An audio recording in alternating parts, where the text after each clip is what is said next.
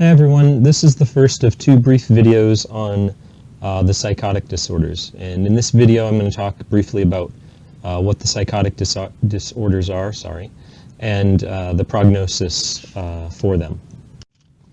So psychotic disorders are a group of disorders that tend to be characterized by essentially kind of a disconnection with reality or a distorted perception of reality, as well as problems with cognition and cognitive processes. There may be personality issues as well as kind of affective or mood disturbances. And there are four types of symptoms people with psychotic disorders can display. The first are what are called the positive symptoms, and the way I always encourage students to think about these is when you think positive, think the plus sign like addition. And these are the sort of symptoms that are like bizarre additions to someone's behavior that you wouldn't expect to see in the average sort of person. So these include things like delusions, and delusions are essentially highly distorted ways of thinking that aren't rooted in reality, such as delusion of grandeur, where you might think you're more important than you actually are, or for example, believing like you're Jesus Christ reincarnate, or something of that sort. Or you might have delusions of persecution, where you believe people are out to get you, when in fact there's no evidence to suggest that's the case. Another example of positive symptoms are hallucinations. So hallucinations are sensory and perceptual disturbances, the most common of which are auditory and visual hallucinations, although you can have tactile hallucinations and other sensory hallucinations. But these may include seeing things or hearing things that other people can't see or hear. In addition, there may be kind of disordered thinking and bizarre behavior, oftentimes behavior that's based on the delusions or hallucinations. So someone who maybe hears voices might start talking spontaneously, and to the outsider it would appear bizarre, but to the person who's having a hallucination and hearing voices, it may not seem bizarre. They might be talking to the voices. All right, the negative symptoms are things that are missing from the person's behavior. So I always think or encourage students to think of a minus sign, right? Negative and minus, it's something that's absent or missing from the person's behavior that you'd expect to see in the average person. So this can include things like avolition, so a lack of motivation, a lack of drive, ambition, alogia, which can be a reduction or poverty of speech. Also asociality. This is different from being antisocial, where you don't necessarily like people, but asociality refers to a lack of interest in social relationships and lack of involvement in social relationships. So someone with schizophrenia may seem very disinterested or disconnected from the social world. They may also have a very restricted or kind of flat or blunted affect or facial expression. So when they're happy, sad, angry, they tend to have the same flat, emotionless sort of expression on their face. The third type of symptoms are the cognitive symptoms. So problems, or people with these types of symptoms can have problems with the concentration, memory, planning, organizing, all of that sort of stuff. And then the last group of symptoms are the psychomotor symptoms, and these are typically things that relate to movement and psychomotor skills. So example, someone might have what's called catatonia, where they essentially freeze up almost like a statue, and they may do so for a very short period of time, or maybe more prolonged periods of time. They may also have these uncontrollable facial grimaces and facial expressions. So these are the major types of symptoms someone with schizophrenia or another psychotic disorder might have. The primary psychotic disorder that we talk about and think about is schizophrenia. However, there are some other psychotic disorders that people may experience. Essentially, they're all themes and variations on schizophrenia. So if you can kind of wrap your head around what schizophrenia is, that it tends to include these positive and negative symptoms, the cognitive symptoms, the psychomotor symptoms, then you can generally understand the other disorders. So I'm not going to really get into them here, although please make sure you've read about them in your textbook. But for example, there's this thing called brief psychotic disorder. It's basically a very short-term form of schizophrenia, where the person may experience delusional thinking, they may experience hallucinations and some of the other symptoms, but it only lasts for a brief period of time, as opposed to, you know, the years of which someone may struggle with schizophrenia. There's also schizophreniform disorder, there's delusional disorder. I forgot to put it up here, but schizoaffective disorder, which is essentially kind of like schizophrenia and depression combined. Okay. The key thing I want you to understand is the psychotic disorders all tend to share some similar types of symptoms. These other psychotic disorders, aside from schizophrenia, what they tend to have is some of the symptoms, but it may not be as severe, it may not be as long-lasting in duration, but they're all basically themes and variations on schizophrenia. All right, so when we talk about schizophrenia in particular, schizophrenia tends to show a typical course of progression.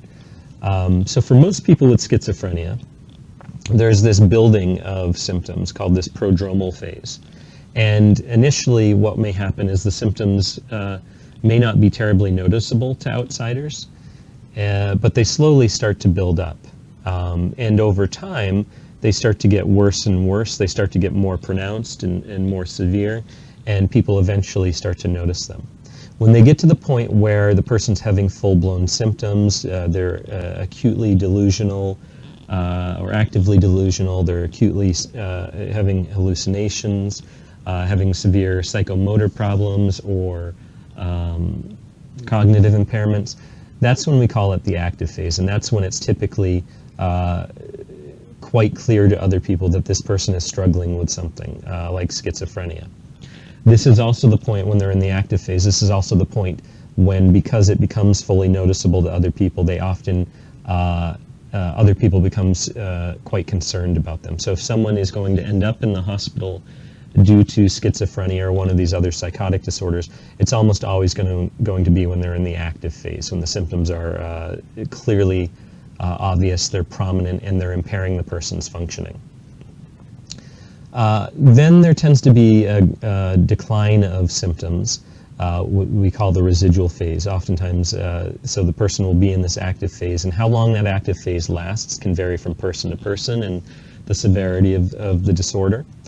But eventually there will be a point where there's a decrease in the symptoms and decrease in the severity of the symptoms, and eventually it'll get to the point where the symptoms are no longer prominent. You may see some occasional symptoms and transitory symptoms, but they're not so severe that they're impairing the person's functioning, at least in the way that they did when they were in the active phase. And for many people who struggle with schizophrenia, there may be multiple, if you want to think of these as cycles, in some ways kind of similar to the bipolar disorders, there may be multiple periods of kind of going up and down, of kind of building of symptoms, being in an active phase, and then decline of symptoms. And then there'll be another building and decline of symptoms over time. Prognosis nowadays is much better than it used to be. There used to be a time in which, and really not that long ago, really prior to about the 1940s or 50s, that we didn't have particularly good treatments or effective treatments for schizophrenia and these other psychotic disorders. And so the prognosis wasn't very good. That oftentimes what would end up happening is individuals with schizophrenia would be locked up in asylums or psychiatric hospitals and would get care. Oftentimes the care wasn't great. They would struggle for the rest of their lives. And the belief was there wasn't anything you could do to help people with schizophrenia or a psychotic disorder. And essentially they'd be institutionalized. Nowadays, especially because we have some better treatments and more effective treatments, we've moved away from that belief that folks with schizophrenia and these psychotic disorders have to be institutionalized.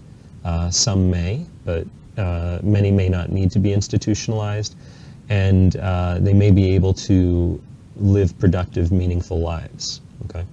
However, this is based on the assumption that recovery is possible, and that if you're able to help the person kind of separate their identity from their illness and develop coping strategies, that they can be successful in helping empower them and helping them to develop good social connections and those sort of things may help the person to cope with the disorder.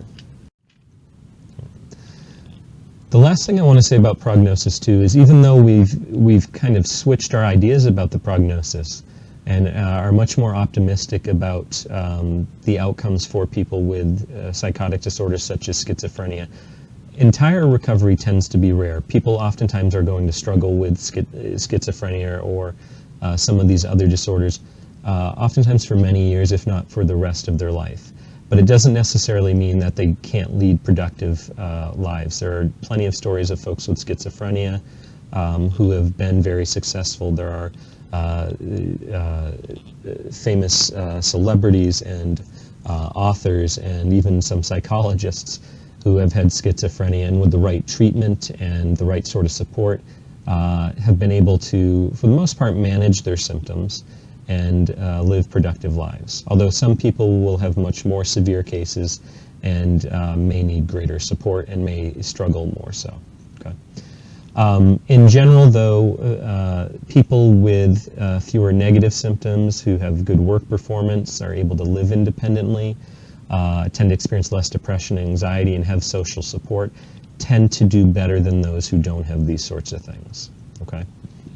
So ideally, when focusing on treatment, and we'll talk more about treatment in the next video, we're trying to build some of this sort of stuff. We're trying to help people to be successful in the workplace, helping them to live independently, cope with any depression and anxiety they've been struggling with, help them develop peer and social support, because those sort of things tend to help a lot with the long-term outcome for folks with schizophrenia or other psychotic disorders.